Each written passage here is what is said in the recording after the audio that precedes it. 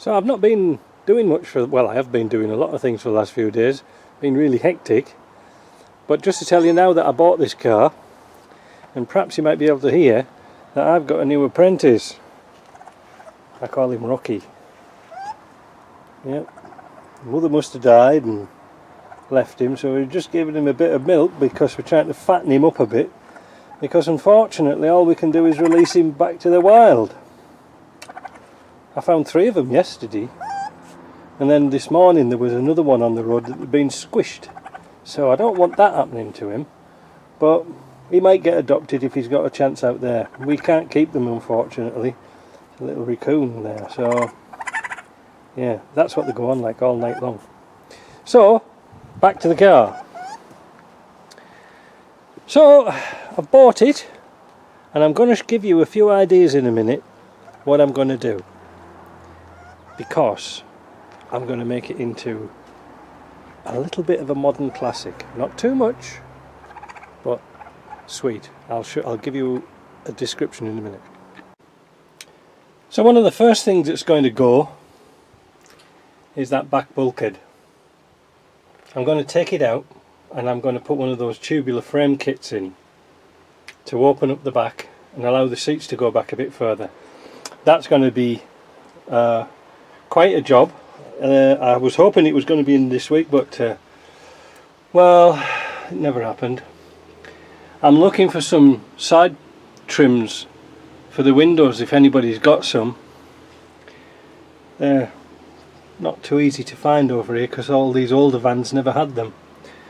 The side seats are going, they're a complete waste of time, so if anybody wants a set of side seats, there's a set. Going to do the back in soundproofing and black carpet. The door is going to get a Mud UK panel on there. We're going to put like a North American spec bumper step on there. That's going to be fun. The dash is going to stay the same. The seats probably get changed. Well, the seats will get changed. There's something a little bit more classy and updated. Let's have a look and see what we're going to do on the outside. On the outside, I was listening to quite a few comments from people, and one guy in particular said paint the roof the same colour as the car and same with the wheel arches, and I thought that was a really good idea, and I saw one and it looked sharp as a knife. Also, it's going to get a Puma bonnet. Again, we're not really changing much of the vehicle, but I want to make it look a modern classic, if you see what I mean. I'm going to change the front, but I've got a few ideas for the front. Same with the bumper at the front. I think I'll put an LED daytime running light type bumper in. That's going to look nice. Maybe an A-frame. But I thought a nice thing to do was debadge it, because if we do get the A-frame on the front, it's got Defender on there, so there's no point putting Defender on here, Defender on there. It's just a bit too much. And same at the back, I'll just put the Land Rover logo on and that's going to be it. Wheels and tyres have to go. We're going to be changing those. Bit of checker plate on the bottom. Oh, some chrome side steps. They're going to be nice. Really nice.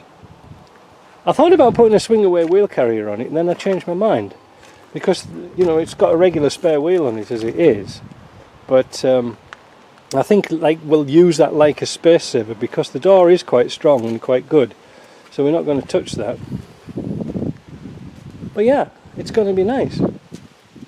Might put a different air, well I will, I'll put a different air intake on the side as well. Again, get rid of all these badges and things. Change the hinges, because these are renowned for rusting up. So we're going to take those out. Change these lights to put the moderner type of light in. We'll change these lights as well to an LED, like a smoked finish. Because this is going to be sort of like an urban-y type car. It's going to be nice, it's going to be really nice. So anyway, that's just a few plans. So today's job, it's Friday afternoon. I've had a hell of a day today, messing about and carrying on, getting nowhere as you usually do. So yeah, I just want a quick walk around and a look around before we start stripping it down. Now I'm not going to do a video on stripping it down until I find something particularly interesting for you to see, because anybody can take anything to bits. It's putting it back together again that's the skill. So let's see how this goes. I think it's going to be good. I'm looking forward to it, and believe me, it won't take me long to strip this lot down. Just, in fact, it's going to take me longer to find some boxes to put all the bits in. So anyway, we'll talk to you later.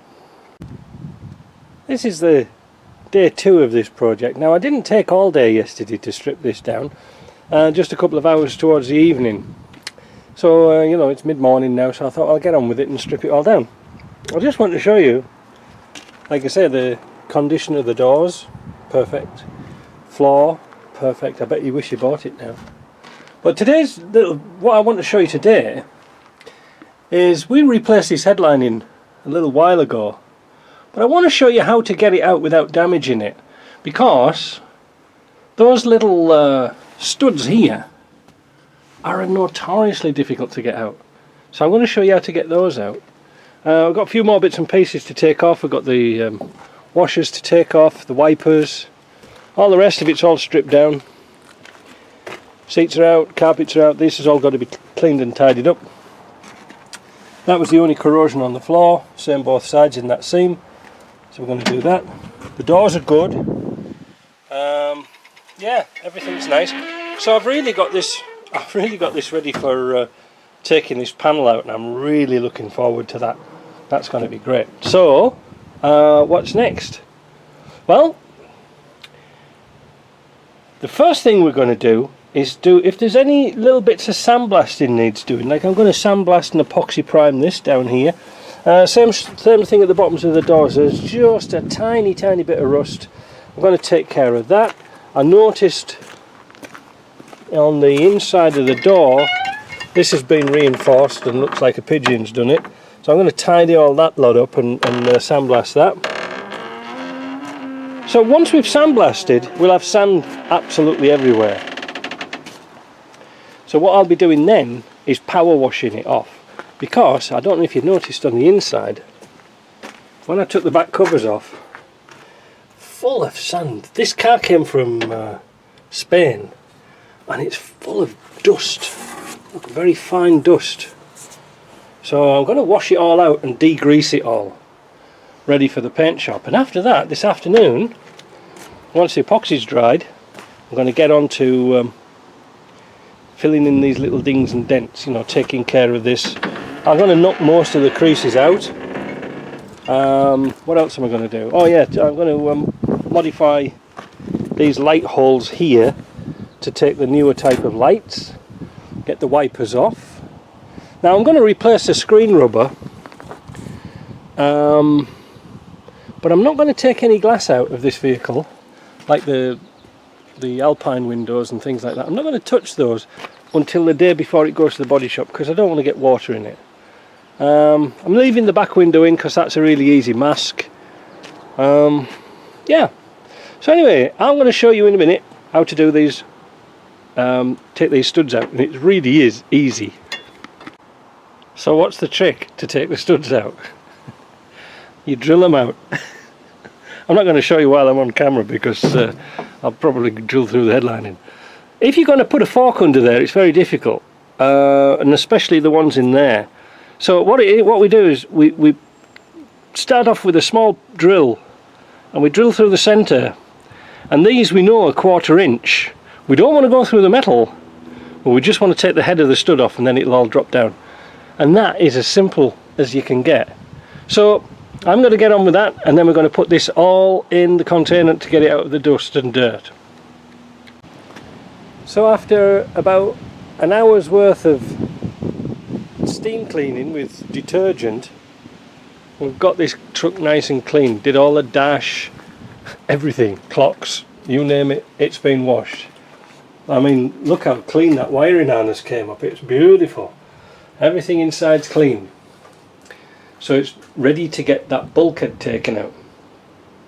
The next thing, so what I did was I sandblasted and epoxy prime things. Now to get to this piece here was particularly difficult, so I undid the bolts that hold this piece on and jammed my chisel under there so we could get the sandblaster and blast right under there.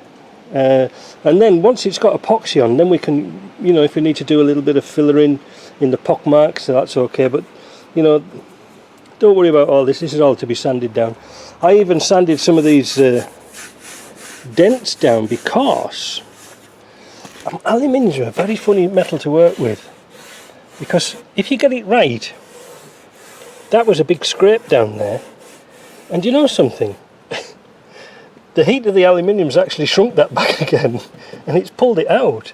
And I did it on quite a few little bits and pieces as well, where there were some dings and scrapes on here. I just put the sandblaster on and it pulled it taut again. So there's a little thing to know for the future. That one too, there was a ding in there and it came out. Little ding there, that didn't work too successfully. But radiator's all nicely cleaned, all power washed off. There's a little bit of dirt on there, but I might just give that a nice paint up whilst it's there. All inside here is being cleaned. There's no grease. This is a bit dusty, but well, we'll just take some I missed that bit. We'll just take some regular, like an acetone type cleaner and clean it all off. But this bit isn't painted anyway. So all in all, next step is to fill in all the little dings and dents. Like I say, I'm still not sure what to do with this door. We'll see. But it's coming on. Done all the footwells, both sides. Battery box has been sandblasted and primed. Epoxy primer is really good because it dries very, very quick, and it's a good base to work on. Anyway, let's see what happens next.